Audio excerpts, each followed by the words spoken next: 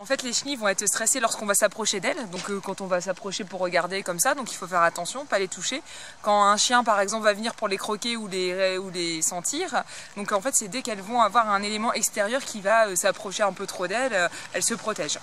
Elles en ont dans leur cocon, donc il y a les cocons qui sont dans les pins. Une fois qu'elles ont vidé le cocon, il reste quand même des soies aussi qui sont présentes dans les cocons. Donc il faut se méfier, quand il y a un peu de vent, les soies risquent de disséminer. Donc il faut aussi enlever les cocons, donc couper les branches et puis brûler après le cocon plus la branche. À manipuler avec précaution, avec des gants, un masque. Une fois qu'elles sont stressées, elles vont libérer une petite poche et avec des soies microscopiques qui vont se mettre sur la peau. Et quand on gratte, en fait, les soies vont pénétrer à l'intérieur de la peau et ça va être de pire en pire. Au niveau des yeux aussi, après au niveau de la bouche, si on se touche la bouche au même moment, donc voilà.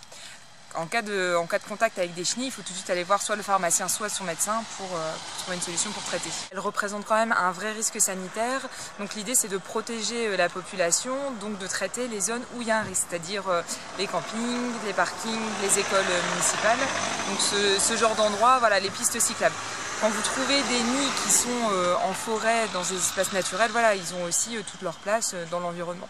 Donc c'est pour ça que l'idée c'est vraiment de ne pas les exterminer mais de les gérer sur les secteurs risqués. On ne peut pas vraiment estimer la population de chenilles parce qu'elles ont un cycle en chrysalide de 3 ans.